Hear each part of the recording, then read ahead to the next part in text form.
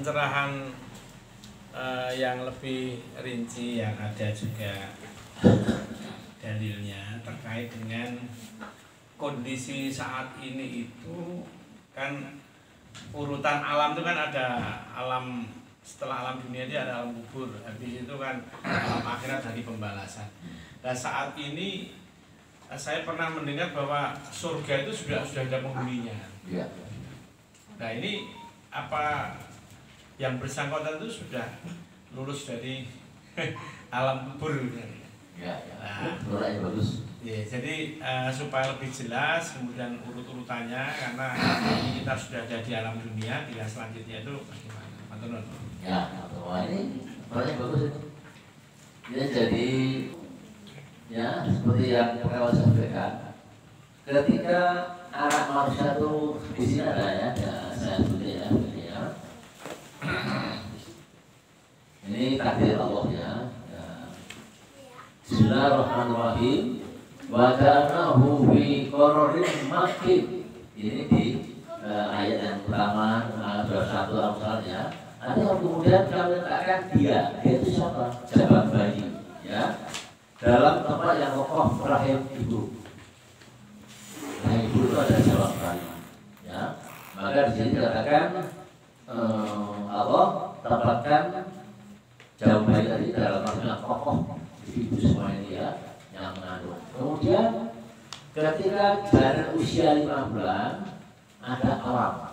Alamnya itu alam roh namanya. Alam roh itu hanya Allah tahu. Allah ambil satu roh kemudian ditiupkan kepada janin yang berusia 5 bulan. Kurang 5 bulan ditiupkan. Sebelum Allah tiupkan roh pada janin usia 5 bulan di rahimnya ibu, ruh hayati yang dimari kita sampaikan ya, bukan ruh hayati, ruh hayati. Allah berfirman dalam Al-1 2, Alastu birabbikum kata Allah. Bukankah kau tahu bahwa aku adalah Tuhan, Rabbikum Tuhan. Kalau bahasanya bayi itu bisa bicara, Allah yang benar. Ya, aku yakini bahwa aku bersaksi sahidnya itu aku bersaksi bahwa engkau lah Allah yang memberikan aku. Ya. Takdirnya apa? Kalimat ayat ini agar engkau nanti setelah keluar dari rahim ibumu tidak serak ya, tidak les, tidak balik loh, ingkar bahwa ya waktu di dalam kamu bersaksi atas Tuhan, tapi sekarang kamu ternyata Tuhan Majusi, Tuhan alam, Tuhan benda, Tuhan pohon ya, Tuhan kekuasaan, Tuhan jabatan, macam-macam itu kan, Tuhan harta macam-macam ya. Itu Allah jadinya itu tafsirnya. Nah, dan itu terbukti ya. Ketika roh itu nanti sudah dewasa, tidak beriman, tidak bertakwa, maka ketika dia akan dicabut ruhnya, diambil rohnya yang pertama kali. Apa kata janin yang sudah dewasa? Ya, dia balik nggak mau keluar. Ya, idza jaa akhirul maut qala rabbi irji'in la'ali amalan salih ya Allah. Jangan kau cabut nyawaku, rohku. Berikan aku sejenak untuk hidup di dunia ini agar aku menjadi orang yang bisa amal soleh, amal soleh. Itu loh. Itu salah satu, itu dalam Al-Quran itu 103. Jadi orang-orang yang ketika meninggal karena nggak sholat karena ngaji, maka dia pasti akan sakit. Mau apa itu? Mau mati. Apa mau mati apa bahasa beda? Bahasa beda bapak belur. Mau mati. Bapak belur berpuluh bapak belur. Tapi gerakannya itu karena dia bakil. Quran sudah mengambilkan dalam Al-Quran 105 itu. Oke. Jadi tapi kalau kita semua beriman betapa sholatnya bagus, ilmunya bagus seperti ini ya, insya Allah meninggal ya lulus enak ya. Gini meninggal kan. tidur meninggal, ya. Tidak pakai model-model macam-macam, gerbang macam-macam ya, itu ya. Jadi ya, itu alamnya. Kemudian kita ada yang bertanya ya. Ya, setelah alam itu maksudnya ke alam baria, ya, alam baria. Alam baria kemudian alam baria itu kalau dia amalnya bagus maka dia bisa prosir, ya. Ruh itu bisa prosir, ketemu dengan ruh yang lain yang sama beriman, ya, sama-sama. Maka dia mau Jumat, ya, itu ruh itu datang ke rumah masing-masing lihat. Oh itu ruhnya anakku, itu sholat. Nek dia nggak berdoa, dia nggak sholat, ruhnya itu nangis. Sedih. Tinggal warisan orang tiang. Ya, gitu ya. Nah itu biasa itu ya, itu ada hadisnya soalnya. Ya. Setelah itu, nah, apa ya? Kalau ruhnya tuh jahat, ya bagus. Di sana nggak bisa ditolongi, dikerangkeng dan dibakar. Suasananya suasana neraka, ya. Maka kita harus hari sholat, ya, hari ngaji, hari tarawih, hari sedekah, ya. Itu akan panen besok di surga. Alam barzah, kemudian alam yaumul bas itu alam kebangkitan. Trompet didengarkan, kemudian kita kumpul di yaumul masar. Yaumul masar semua manusia kumpul, kecuali orang-orang yang syahidat. Orang yang mati syahid itu ada di surga dia. Dia nggak punya, orang mati syahid itu nggak punya dosa, nggak dihisab. Maka nanti ketika kiamat, Bu, ya, dengarkan baik-baik. Ketika kiamat, ya, orang-orang beriman itu tidak merasakan kiamat. Yang kiamat yang merasakan kiamat siapa? Orang-orang kafir, orang-orang munafik, orang musyrik itu yang merasakan kiamat, dikejar dajjal, masuk-masuk. Tapi kita enggak. Nanti ada semacam apa itu? Udara warna putih kebiruan itu ya, udara kabut tipis ya. Itu hanya akan dihisab oleh orang-orang mukmin, orang bertakwa, ya. Dan itu ketika itu dia sudah meninggal. Ketika meninggal itu meninggal dia. Dan sudah diamankan Allah di surga, aman, ya. Di situ dia sudah jadi yang dikejar-kejar itu adalah orang-orang yang kafir, yang musyrik macam-macam itu gitu ya. Nah itulah kira-kira mari kita sampai kita pulang ke alam barzah itu tanpa sangu yang banyak, ya. Karena sana itu nanti hisabnya lama, ya. Gitu aja ya, paham ya. Sekarang ini neraka surga sudah ada isinya. Sudah ada penghuninya, ya. Buktinya apa? Di hadis Sahih, Mi'raj Nabi itu Jibril bawa tamasan. Jibril bawa tamasan Nabi, lihat neraka dan surga. Ini semuanya di situ. Surga ada yang penghuninya, neraka juga ada penghuninya. Itu ketika Mi'rajnya. Ya, oke, jadi nanti kita bicara masalah apa ya? Masalah alam-alam itu ya. Saya. Itu lagi ya. Makasih. Assalamualaikum warahmatullahi wabarakatuh. Waalaikumsalam. Pertanyaannya, apakah Allah tahu dari zaman Nabi Adam sampai hari kiamat orang-orang yang bakal masuk neraka atau orang-orang yang bakal masuk surga? Itu pertanyaannya.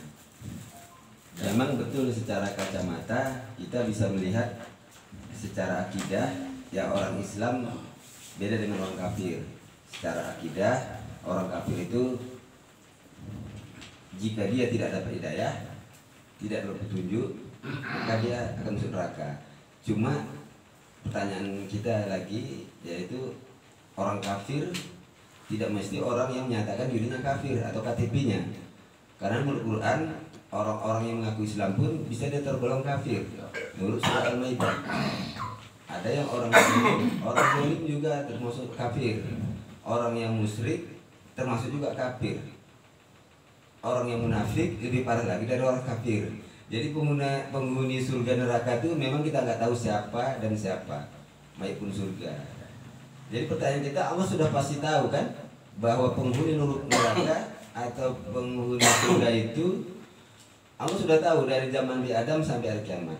Cuma kita sebagai manusia tidak bisa memastikan apapun agamanya, apapun labelnya, kiai, ahli ibadah, orang soli dan sebagainya, kita nggak bisa jamin. Artinya bisa saja orang soli ujung-ujungnya ketika sakaratul maut dia dirayu oleh setan, atau orang kafir ketika dia mau meninggal hitungan menit dia dapat hidayah mengucap dia dan seterusnya.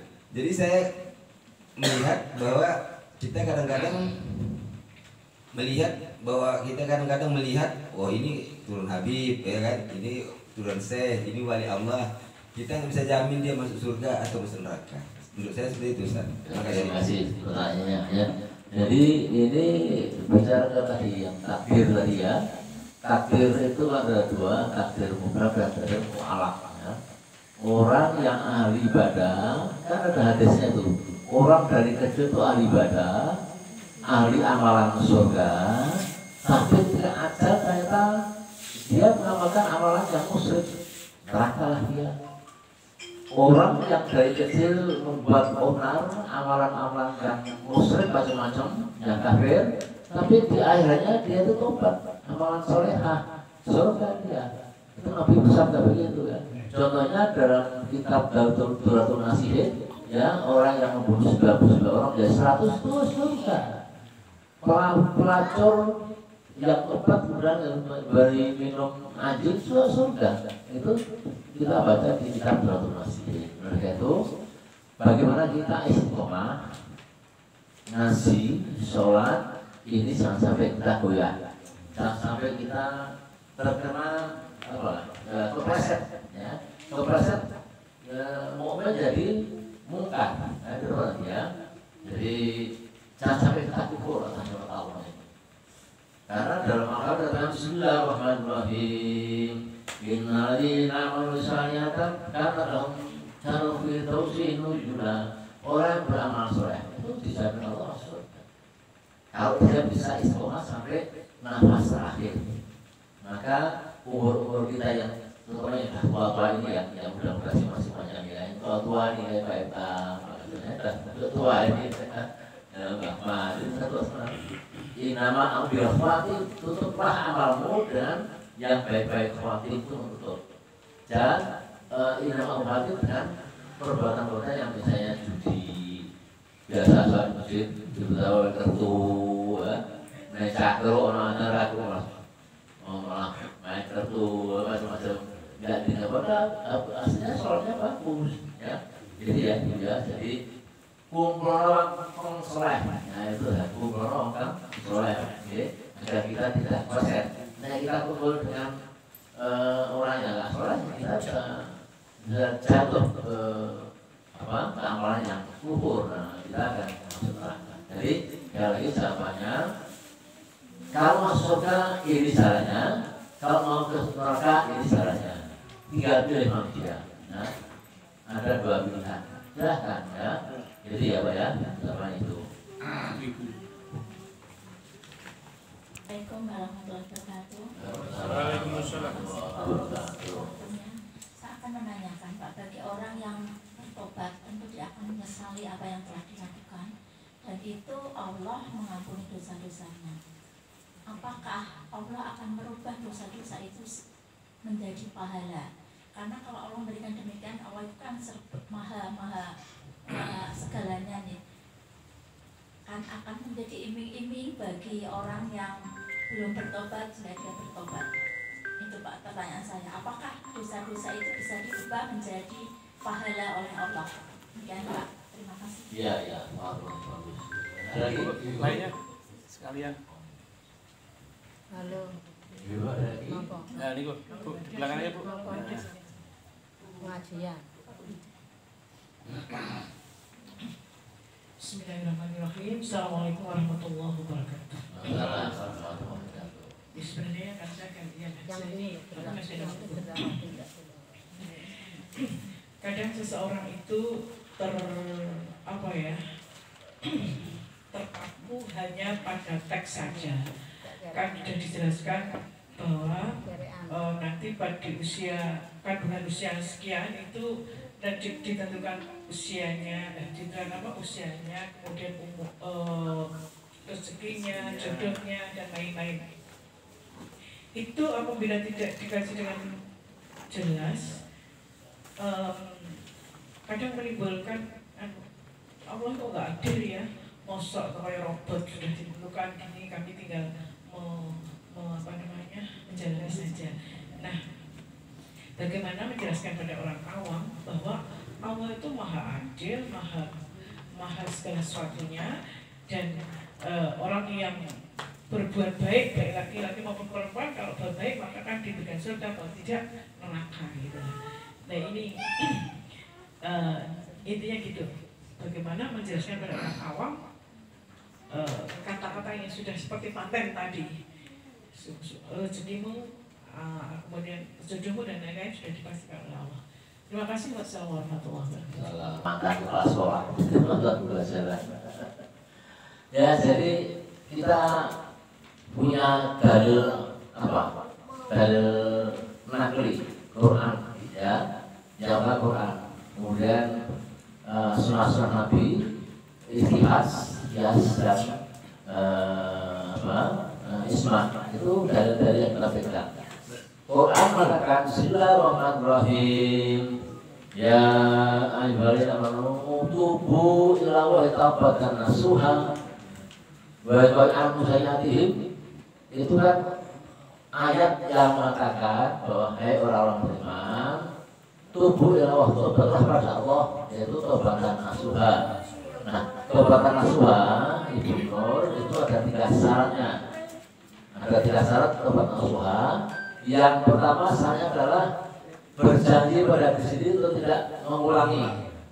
Yang kedua untuk menyesali, ya. Yang ketiga mengisi hari-hari dengan amalan solehah. Seandainya itu semua dilakukan, maka yukafir ankum, engkau akan ditutup. Yukafir ankum maksudnya ditutup.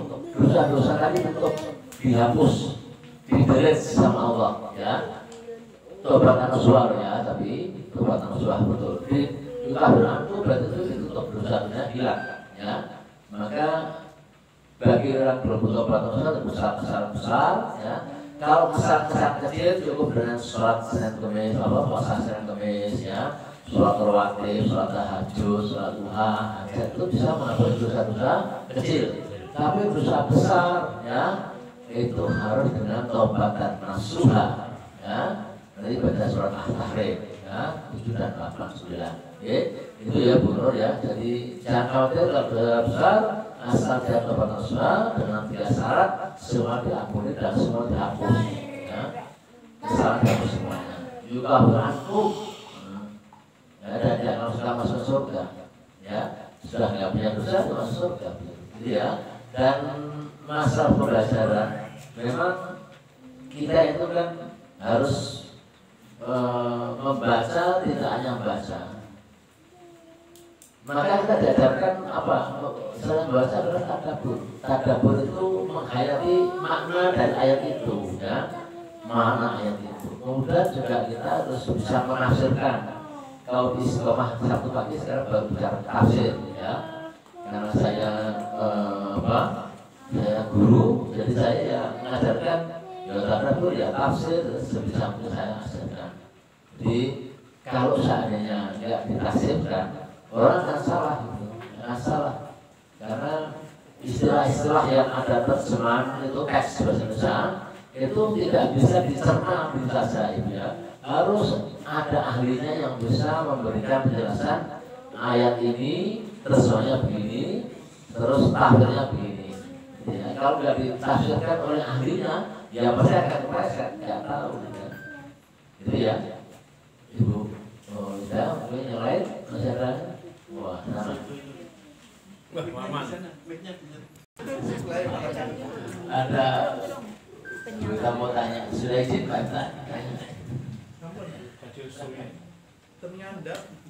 Iya Mas. Udah nggak usah pokoknya. Assalamualaikum warahmatullahi wabarakatuh. Yang kami tanyakan kaitannya dengan takdir Pak. takdir itu ada yang bisa dirubah apa enggak? Kaitannya kalau sekarang misalnya kayak takdir kamu harus mati tanggal sekian, lahir tanggal sekian. Lalu direkam. kaitannya dengan takdir. Takdir misalnya kan lahir mati jodoh biasanya yang sering kita dengar itu. Nah, untuk mati tanggal sekian gitu kadang ya Pak. Yang kaitannya mungkin kalau orang bunuh diri berarti kan itu bukan belum takdirnya sebetulnya. Untuk lahir, kalau sekarang itu kan bayi lahir itu bisa direncanakan Pak. Jadi operasi mau tanggal berapa, itu maksudnya takdirnya yang gimana? Ya, jadi ilmu pengetahuan terbuka luas. Bayi itu perempuan atau laki sudah bisa dilihat, gitu. Allah sudah bentukkan 9 bulan 10 hari lahir. Itu kan sesuatu yang berdekatan ilmiahnya, gitu, berkaitan ya. Wanita yang cerai itu harus menunggu 4 bulan 10 hari. Kenapa? Itu ada maknanya ya secara Al-Quran. Karena kalau belum sampai 4 bulan 10 hari kok sudah nikah lagi, nanti bin-nya itu siapa? Karena bin itu akan hilang ketika sudah 4 bulan 10 hari. Itu ada ilmu yang bisa dirasakan oleh manusia. Tapi yang menciptakan bayi itu menjadi wanita, menjadi pria itu siapa? Allah. Itu namanya takdir mubrad. Itu takdir mubrad. Artinya takdir yang tidak bisa dirubah. Ya. Kalau misalnya hari Jumat yang ada itu kiamat, maka Jumat itu adalah Allah yang menentukan bahwa Jumat itu kiamat. Ya. Adam keluar dari surga itu hari Jumat, masuk lagi ke surga Jumat. Itu karena apa? Karena Allah mentakdirkan takdir mubrad yang sudah bisa dibantahkan ya. Utara, timur, selatan, barat itu sudah takdir mubrad, nggak bisa dirubah, nggak ada bisa berubah, nggak ada bisa berubah. Takdir mubrad yang bisa dirubah oleh manusia adalah takdir mu'allaq. Jadi takdir yang karena ilmiahnya, ilmunya, aku pernah sekolah maka bodoh, nah sekolah pinter, ya. Dan seterusnya. Jadi ya Bu, jadi paham ya, jadi antara mubrad dan mu'allaq itu harus kita paham. Ada lagi terakhir tidak ada. Oh, Muhammad terakhir. Silakan pendek, Muhammad. Ini bukan mimpi lo ya? Langsung Muhammad.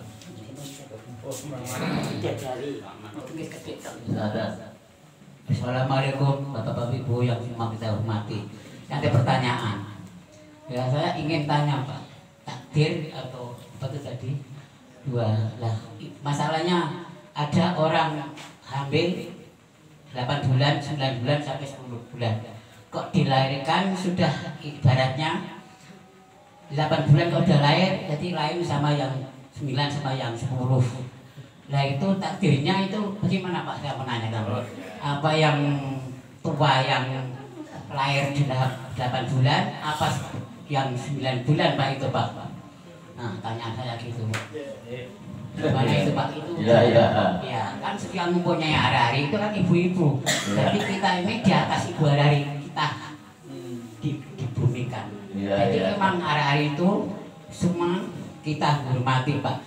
Karena tumpah darahnya yang masuk di bumi itu kita kotori Pak. Jadi kita hormati dengan hari-hari itu Pak saya. Assalamualaikum, sekian kebanyakan nanti gak jadi hadir. Nah itu Pak. Ini bukan mimpi ya, bidadari di surga 70, tapi kalau di dunia itu Assalamualaikum ya wes. Tolong ya Pak.